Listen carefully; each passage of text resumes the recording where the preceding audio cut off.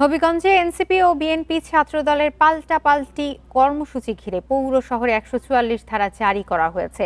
সকালে জেলা প্রশাসক স্বাক্ষরিত এক আদেশে এই নিষেধাজ্ঞা জারি করা হয়। এ বিষয়ে আরো জানাতে হবিগঞ্জ থেকে যোগ দিচ্ছেন সহকর্মী আবু সালেহ নুরুজ্জামান। নুরুজ্জামান, যেমনটি আপনি আগেও জানাচ্ছিলেন, তখন পর্যন্ত কোনো অপ্রীতিকর ঘটনা ঘটেনি, তো এখন সেখানকার আসলে পরিস্থিতি কেমন দেখছেন? আইন শৃঙ্খলা বাহিনীর তৎপরতা কেমন দেখছেন?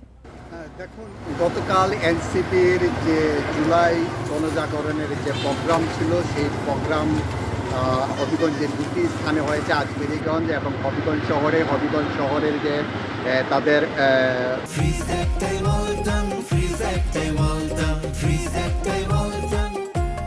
প্রোগ্রামটি ছিল বিকেলে। বিকেলে প্রোগ্রাম শেষে সন্ধ্যার দিকে যখন তারা সার্কিট হাউসের দিকে আসছিলেন, তখন তাদের গাড়ি বহরে হামলা হয়। হামলায় সার্জিস আলম সহ তাদের বেশ কয়েকজন নেতা কর্মী আহত হয়েছেন এবং তাদের গাড়ি ভাঙচুর করা হয়েছে এবং তারা সোনালী ব্যাংকে প্রায় ঘণ্টাখানেক অবরুদ্ধ ছিলেন এবং অবরুদ্ধ থাকার পর পুলিশ তাদেরকে স্কর্ট দিয়ে হবিগঞ্জ সার্কিট হাউসে নিয়ে আসার পর সার্জিস আলম গণমাধ্যমকে জানান ছাত্রদল, যুবদল এবং সহ বিএনপি নেতাকর্মীরা তাদের উপর হামলা করেছে বলে অভিযোগ করেছেন এবং এই অভিযোগ করে তারপরে তিনি পুলিশ স্কোয়াডে মৌলভীবাজারে চলে যান।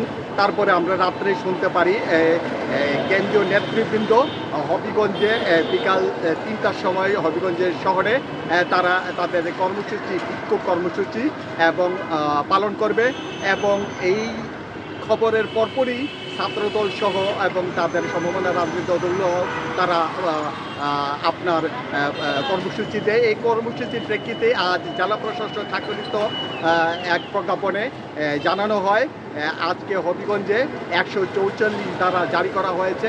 ১৪৪ জারি করার পরপরই আপনার হবিগঞ্জে জেলা শহর জুড়েই পুলিশের বিভিন্ন স্থানে টহল দিতে আমরা দেখতে পেরেছি এবং তারা টহল দিচ্ছেন।